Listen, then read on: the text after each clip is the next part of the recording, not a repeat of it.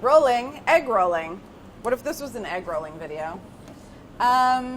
It's not an egg rolling video.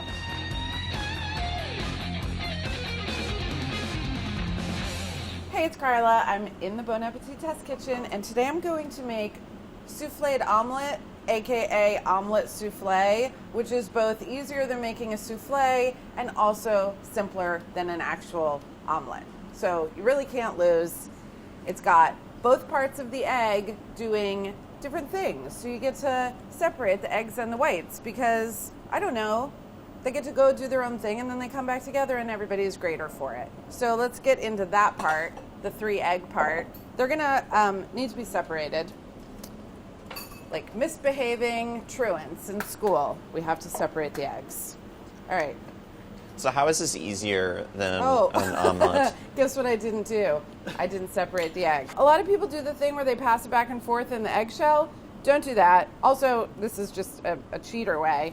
It's a lot easier to use your hands, and in a lot of ways it's more hygienic too, and it's also safer for not, it's oogie. I'm not going to say it's not woogly. Try that again. The reason I don't like to separate the egg with the shell is because the shell is sharp and the shell could then cut into the yolk. So what I do is I get it open, and then instead of passing it back and forth shell to shell, I pass it back and forth hand to hand. You've got to whip eggs in a clean bowl. If there's any fat or grease inside the bowl, it does something with the egg white proteins and it makes it so that they won't whip. So make sure your bowl is very clean. Oh my God. It's early, but I shouldn't have used this whisk because now it's got egg yolk on it. I was supposed to use that fork. I'm going to season these. Put those over there. Large whisk, large bowl. What's going to happen here is as you, at the beginning, just get them foamy, right, and liquidy. They start out kind of oogie, as I mentioned earlier. And then you get them to where they're just like liquidy and foamy, right? Then from there you want to kind of crank up the volume, if you know what I mean. And the goal is we want stiff peaks. I have to stop whisking because I have to explain this with both hands. So the egg whites, the proteins in the egg white are like spreading out and stranding, and then at the same time you've got air coming in, and the air is getting enveloped by the proteins, and it's expanding and expanding and expanding. And you want to get it to the place where the egg white protein has stretched and is filled with air, but it hasn't stretched past its capacity. So it's like blowing up a balloon. You get to that great place where it's like really full and really voluminous, but if you went too much further, it's going to thin out and pop, and the air will be no more. You could do a figure 8 pattern. You'll see that a lot in recipes. I'm just trying to get the whisk to go under over. And I'm tipping the bowl to the side because it just makes it a little bit deeper over there. So I've got like some volume of egg to work with. Do the rock and roll hands help at all? Got this going on. Yeah, that's right. Rock and roll is here to stay, guys. I saw a bunch of people on the train this morning getting off. They were going to a Def Leppard concert. They were all tricked out. They had all Def Leppard outfits. They had Def Leppard license plates with them. They had Def Leppard concert tees, and I was just like, can I not go to work and go wherever you guys are going?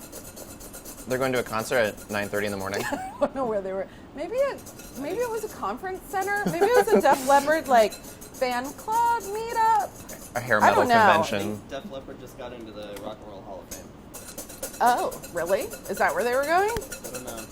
All right, so one quick anecdote about Def Leppard, and we're already at, I would describe this as very soft peak. So you can see how they kind of run off of the end of the whisk.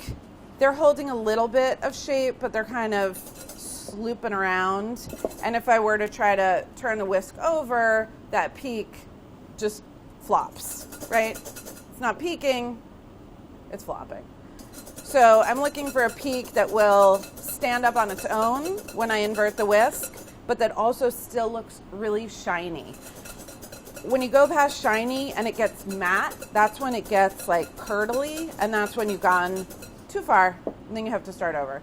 So that looks a little bit more, see how like bouncy it is and shiny and resilient, kind of very elastic, I would say. And when I turn it over, voila, look at peakies going up.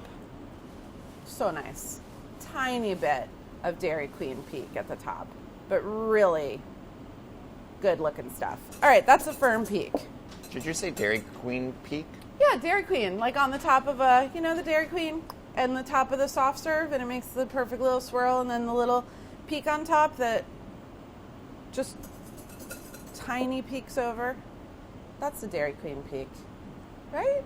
Okay, I'm not crazy. Tommy, where'd you grow up? All right, so then at the beginning of this, I'm just gonna add, I don't know, a third of the egg white mixture into the egg yolks. And at this stage, I'm just trying to lighten up the egg yolk so that it will be closer in texture to the egg white, and that'll just make it easier to fold in the rest. When you're folding, the goal here is like, we just created all of this volume and air and loftiness, and that's the souffle part, and I don't want to batter that around and pop all my bubbles. So think about like getting into a big bathtub that's filled with the whole surface, has all those bubbles on it. And if you get in and slam your hands around a bunch of times, you're going to pop all the bubbles. But if you like slide into the bath and like, that's what you want to do. You want to preserve all the bubbles. I don't really take that many bubble baths, but that really came to me in a Jean Naté kind of a way. Only the old people will get that reference. No one here laughed. And that's fine. No one laughed. Looking at me like, what the is Jean Naté? It's cool. All right. So folding and not battering and preserving loft. You fold from under. See how I'm going under, but I'm also rotating the bowl at the same time. And you got to get down to the bottom. So I want this egg white and egg yolk mixture combined because I don't want big pockets of egg white, but just combined. So the mistake that people make when they're folding is they just keep going around the side. And I know this because I'm trying to teach a 9-year-old child how to fold at home. And they just go around the side and they go around the side, and that's great, except you have all of this egg white in the bottom. So you got to go scooping from the bottom, moving the bowl, but not so far that then you've sacrificed loftiness. I think we're there. There's one little piece of white, but by the time I scrape this into the pan, it'll be gone. So the other things that I need, the chives are going to stay over here. There's some cheddar makes it better for putting in the middle of the omelet. And then we can just start cooking it. Pretty sure. Yes, I've gotten nods of approval. So let's take it to the stove. All right. This is like, I don't know, a little less than a tablespoon of butter. And this pan is over medium to medium high. The thing is, with this, you can get, the omelet can get a little bit brown, so that's in a way that makes it easier than making like a French omelet where you really aren't supposed to get any color at all. And eggs take color pretty quickly. And this is a nonstick pan because it's eggs, and I really don't want it to stick, and it'll give like a nice, smooth, shiny surface. All right, so then the beautiful omelet mixture goes in. And I'm going to gently kind of spread it out. It wants to stay sort of in this custardy, kind of bouncy texture. And now it just needs to cook. So because it has a lot of volume, that's why the heat, I want like medium high, just to make sure that it gets cooked to the center. You can already see that it's bubbling around the edges. And the butter's browning a little bit, which is okay. That means the surface of the omelet will take on a little bit of color, and I think that's fine in this type of omelet. So I'm gonna look for a little bit like making pancakes. I'm gonna look to see that some of the air bubbles are popping, and that's like an indication to me that the heat is moving all the way from the base of the omelet to the surface. It's like 2 minutes maybe that this is gonna take. So it's totally set on the bottom. You can see how I can lift it up. And a bubble popped over there.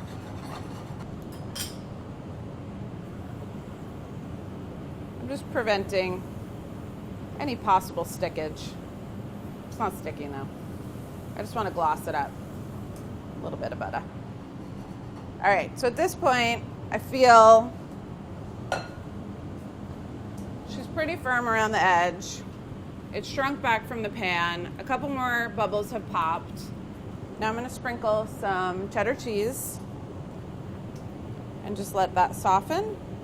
And do you see how now it's like puffed up? Instead of shrinking back down, it is puffing up in the center. It took on some nice height. I'm going to bring it back over here. We're going to fold it. Shingo bango. So now I don't have to roll it, and I don't have to get it to fold over onto itself in some special way. I'm just folding it like a taco. All right, we talked about this. We weren't sure if this was going to happen, but it is. It's just so puffy in the middle that it's a little bit hard to fold. So I'm just scoring it with my trusty old butter knife. And that's just going to give, I think, a place for this to fold into. Oh, yeah. Oh, mama. Wowie zowie. Look at that. It's so puffy in such a satisfying way. It's like pushing back on me a little bit. It's resilient, but really, you can tell there's so much air in it. A little more chive, a little more flaky salt. I'm going to hot sauce it up. Oh, baby cakes. And the thing is, that center, you might be saying to yourself, that center looks a little uncooked. Like, has she not noticed that some of the inside is coming outside? Well, think about soft scrambled eggs or a baveuse's omelet, which is, cooked on the outside and a little bit runny in the middle. That is the right way to have an omelet. If you wanted it cooked more, I would lower the heat and keep going.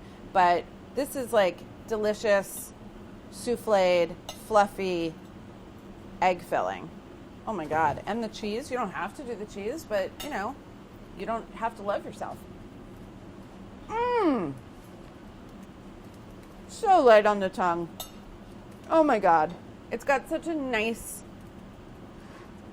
medley of textures because the outside is firm but also brown, so it's a different flavor. And then as you cut through it, it's just like this puffy, melt in your mouth, dissolving air souffle.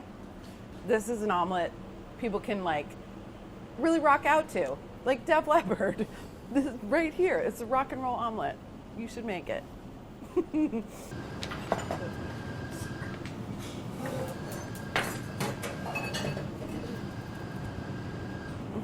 Yeah, I'm not going to talk about Ginete anymore.